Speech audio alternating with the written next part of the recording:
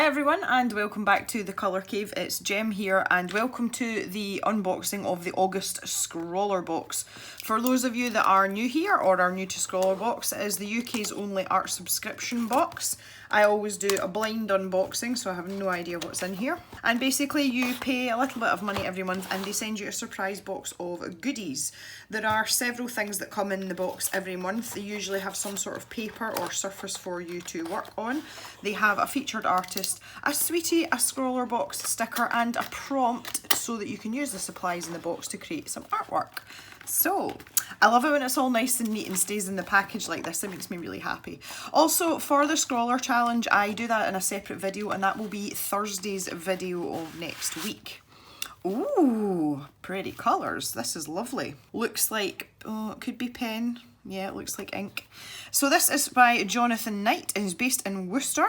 And his social media links are down below, so if you do like his artwork you can go and check that out and see some more, I would imagine, particularly on his Instagram. This is nice, I like this. I like things that use a lot of bright colours like this. Ooh, oh, what is this? Oh, this is, oh, it's knobbly bobbly. So we've got a little sketchbook here with sort of rounded corners. This feels really good quality. Clairefontaine sketchbook, 160 gram blank, made in France. Okay, and that paper, it's got a little bit of texture to it, so that could be good for pencil or pen, and the pages do feel quite substantial as well, so that's really nice. I like that. That would be a great little sketchbook to keep in your bag or your, you know, your pocket or something. Carry it around with you. Okay, let's get started. I have to apologise for the noises you can hear in the background. The window is open and it is harvest time. Oh, look at our sticker. Oh, that is so cute. So yeah, there's a lot of farmy noises going on. I'll try and adjust the sound levels when I edit the video. That's a really nice sticker this month as well. And our sweet is a Frutella. It looks like an orange Frutella. These are quite good. Okay, get in with that. Our list of supplies as well as our prompt, which we'll take a look at in a minute. Okay, what have we got here? The first thing we have is a Staedtler Mars Lumograph and it's a 4H pencil, so that is quite a hard pencil. Tend to be used more for very detailed drawing, like perhaps like if you're drawing something architectural, that kind of thing. Not a pencil I would favour, but the Lumograph pencils are good quality pencils and I do actually quite like them. As I say, just not that particular grade. So we've got that, and we've got the mandatory fine liner, and it is a pilot drawing pen. There's no other information on the barrel apart from that. Okay, so that's interesting. Here we go, there's the nib, and we have, chameleon fine liners with instructions. Do we really need instructions for fine liners, or these colour changey type ones? Okay, let's get these out the packet and have a really good look at them. So we've got 6 colours. They're quite chunky for fine liners. They're a triangular barrel as well. These kind of remind me of the Staedtler fine liners. And they've got a really big cap on them, unless there's something fancy. But that just looks like a standard fine liner to me, but the actual size of the pen is quite short. You can see that. Oh, there's a yellow one. Okay, so we've got yellow. I'm going to have a look at these instructions because I didn't think we needed instructions for fine liners. Ordinary fine liners, switch the caps to blend the colour. Okay, so these work in the same way as their alcohol markers, and you can blend the colours together, so that's quite fancy, and that explains the massive cap and the much shorter pen. And it's got this usual, they do this for the alcohol markers as well. They give you a rough time scale to let you know how quickly it'll change colour. Do not fuse pens for over 30 seconds or you could flood the pen with the ink that's in the cap. Okay. Always store the correct colour cap with the correct colour pen, that makes sense. And always colour out any blended colour from the pen tips before recapping. And keep them, to store them flat. Or you can recharge your caps as well. Okay, but we'll not worry too much about that just now. Okay, so let's have a quick look at this and see if it tells us anything we didn't already know. So the blending fine liners we've just talked about, they are a 0.3 tip. And they're doing this dual ink system. Filled with water-based washable ink that won't bleed through most papers or dry out when the cap is left off for up to 2 days. Okay, so if you forget about the cap, you're good. The Pilot DR drawing pen 05, a technical drawing pen, fast drying, highly water resistant and light fast black pigment ink. Okay, that's good. The Lumograph pencil, it's a pencil. Yeah, there's really not much I can say about that. Okay, and the sketchbook is a crock book by Clairefontaine. Handy and flexible crock book, contains 24 sheets of white, 160 GSM paper, and it's got the embossed company logo. I like things like that are kind of knobbly bobbly. It feels nice. Okay, and the prompt this month is Rainbow Renaissance. So that kind of explains the featured artist as well. That makes sense. So yeah, that's an interesting one. I don't know what we're going to do with that, but I'm sure we'll come up with something, and I shall tackle that for Thursday's video. Okay, let's test out some of these supplies. I don't normally do this, but I'm going to test these out in the back of this sketchbook. It is stapled, so you know it's not bound, so you're going to get some sort of crease when you try and fold it flat, but that's okay. So I'll just do this. I'm going to do this on the back, and we can test out our supplies here and see how we get on. So 4H pencil, it's going to give you quite a light line because it is quite hard. And as I say, this isn't really a pencil you would use for shading and sketching because you don't have that sort of softness. But if you need to draw very precise lines or very intricate details, you know, if you were going to go for like some sort of pattern, it is going to give you that very specific tight line that you need to add in all of your details and that sort of thing.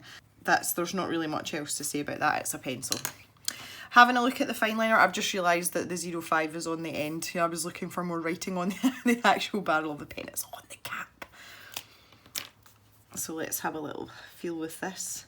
With these fine liners, they're all very much of a muchness. I tend to use Pigma Microns, but I have to say nearly all of the pens that have come in the Scrawlrbox, the fine liners have been pretty good quality. They never seem to send really cheap, nasty ones. These are great for hatching. I like fine liners for hatching, but you can actually vary the line width slightly by varying your pressure and the angle that you use the pen at. You can see that I've got a kind of fatter line in the middle there, and obviously you can go back over the same line if you want to thicken it up, if that's what you're after. But the ink flow seems to be quite good. It doesn't feel scratchy, and it feels like quite a solid pen in your hand as well. I've kind of got a thing about stuff like that. I don't like sort of cheap feeling supplies, even if they aren't actually cheap. If they feel sort of plasticky, it kind of puts me off a little bit. But this one feels pretty good. Okay, yeah, I'm quite happy with that. I can see myself using that. So that's great. Okay, let's have a crack at these pens now. I'm really curious. So we'll have a quick swatch out of the colours first of all. So yeah, the grey's pretty wishy-washy. They usually are, these grey fine liners though. And this is Cold Grey 8. They are actually labelled with codes on them. Again, the markers are the same, the alcohol-based markers. And that's like, it's almost like a rust colour. I wouldn't say that's a true red. I'll zoom in a little bit more so you can see. We've got yellow, pink. Oh, the pink's very pink. The super pink. Blue, green. It's not really, it's blue, green 3, so it's more like a turquoisey colour. Okay. Alright, well that's quite interesting. Now here comes the fun bit. If we follow the instructions, it tells us that, okay, let's go for roughly 5 seconds because that's going to give us a bit of a transition. So I'm going to go with the pink and this kind of teal colour. If we do this, hold it upright. 1, 2, 3, 4, 5. And then we do this. Oh, the tip has gone pink. Can you see that? So now, if we do this, we start with pink. And it's still pink. Okay, this is getting ridiculous. And we're still pink. Now, that's strange. It's gone into a sort of purple phase. So that must mean that our ink is coming back slowly. This is insane. There we go, now we're getting there. Okay, so you really don't have to put them on the cap for long. In the cap for long even. That's quite pretty. Okay, I think we'll maybe do it for slightly less time next time. Let's try pink and yellow. 1, 2, 3, 4, 5.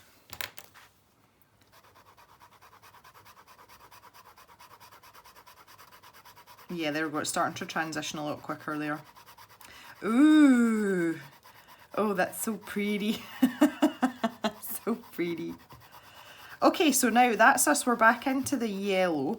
I'm wondering if we can carry this gradient on, and let's see if we can get into the blue. So if I start with the blue pen and put the yellow cap on it, 1, 2, 3, 4, 5. This should technically be yellow, which it is. And we're heading through green and into blue. Oh, you can get some really pretty colour combinations with these. That's quite cute. I quite like that. Look at that for a nice rainbow. Oh, this is pretty. Okay, these are quite good fun. I kind of feel the same way about these as I felt about the alcohol markers. They are quite gimmicky. They're good fun though, and you can get some nice results with them. But when you're actually working on a piece, it's very time consuming, and there are easier ways to do it, certainly with alcohol markers. I'm not so sure about fine liners, but definitely with alcohol markers. Now if we just take a look on the other side, there is no bleed through whatsoever. There's nothing, and that's a good sign as well. So right, I'm going to go for it, and I'm going to use all the colours and get them all in a line. So I think I'm going to start with the grey. Is probably the most sensible thing to do. So let's think about this. We'll go grey into blue, blue into turquoise, turquoise into yellow, yellow into red, and red into pink. Okay. 1, 2, 3, 4, 5. And then we need to start. Okay, that's us into the blue. So that's fine. Right, we can put the grey one away. Now you've got to remember to put the caps back on them and make sure you're putting the right cap on the right pen. So that could get confusing if you had a lot of these. It's not so bad when we've only got, you know, a handful like this. And we need to put the blue lid on the green marker. That's not done much this time. Okay, maybe a little bit longer. 1, 2, 3, 4, 5. I was maybe too quick with my count there. See, now that's been too long, so that's quite inconsistent, so it might be quite difficult to judge unless you time it absolutely 100%. 5. And we're off again. I like the transitions that they go through to get back to the original colour. They're quite nice, I quite like that.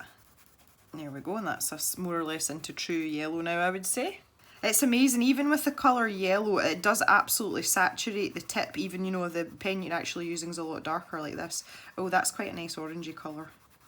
I wish they'd given us a really vibrant red. I feel a bit disappointed that this is kind of like a sort of more washed out red. I'm going to come down and round the corner here so I can go in the opposite direction. It's more like it's almost like a rusty coloured red. I'm going to put the red cap on the pink pen. And that's done nothing. 1, 2, 3, 4. Let's try that. Okay, that really didn't work with that colour. That's interesting. I'm going to try this separately. 1, 2, 3, 4, 5. I've ruined my gradient right at the end. No, look, that is still pink. Okay, so my red one's not working at all. My red cap is not working. Let me try it on something else just to see whether it's just the fact that those two colours don't like each other or whether the cap is faulty. Well, no, it's working on the yellow, it just doesn't like it with the pink one. That's interesting. That's good to know. Here we go, this is going to go on forever now, wait, see. Oh no, there we go, look. Yeah, these are going to be difficult to use. I was thinking about, like, for line work and stuff, if you want to have a gradient in your line work, then that might be an issue. Okay, right, we'll try it with the pink one once more. The tip still looks very pink. Yeah, that's just not, it's just not working with the pink at all. Okay, so red and pink aren't compatible. I wonder if we do it the other way around, if we did the pink top on the red pen, whether that would work. Now that's interesting because that is very pink. Are we going? Yes, here we go. We're heading back to red. This must use an awful lot of ink. I can imagine these running out really quickly because the barrel's not that big on these. Right, so what we have to remember is that pink to red is fine, red to pink doesn't work. So when I think of the Renaissance period, I automatically think of the art that was related to it, and of course there's like loads of other things that went on. It was quite a large time span. And there was, you know, there was lots of sort of political and scientific things going on as well as art, but that's the thing that springs to mind. So not unlike what's been going on here, you know, that's kind of the first thing that springs to mind when someone says Renaissance to me is the Mona Lisa. So you could do something like that for the Scrawler challenge, but I think I would like to, I don't know, think outside the box a little bit now as to what I would paint or draw or multicolour with stuff like this. I'm not entirely sure.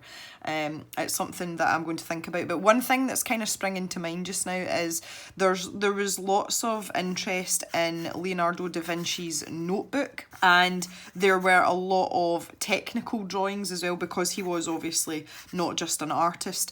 And I was thinking maybe, you know, doing like some of his more sort of technical drawings and using the kind of rainbow colours for that. That's kind of you know, something that springs to mind. I think as well with these being fine liners, some sort of architecture, you know, so maybe you know, a Renaissance period church or something like that, or a steeple. That might be a really nice idea. That's probably something that I won't pursue because I absolutely hate drawing architecture with a passion. I hate drawing buildings. And the intricacies, especially if it's like got repeat patterns, because a lot of these buildings are quite ornate, and I'd absolutely bored stiff repeating those same patterns and trying to get them exact. So that's maybe not something that I would particularly plump for myself, but that may give you some ideas for yours. I might have a look through Da Vinci's notebook and maybe pick up on something from there and use these lovely rainbow colours. I think I'm going to try and use the gradients as much as possible. I have a funny feeling that even though the piece of art is going to be small, because it's going to be in this sketchbook, it might take quite a considerable amount of time based on our experiences with these pens. Quick recap then. In our August Scrawlrbox, we have our featured artist, who is Jonathan Knight, and he's done a tremendous job with this piece of artwork. We also have our Croc Book sketchbook on 160 GSM paper, which is actually quite nice. I find this very agreeable. We have our Scrawlrbox sticker in multiple colours. We have a now extinct Frutella. When did that happen? Who ate that? And we have this set of chameleon fine liners that change colour, and we have 6 of those in varying shades.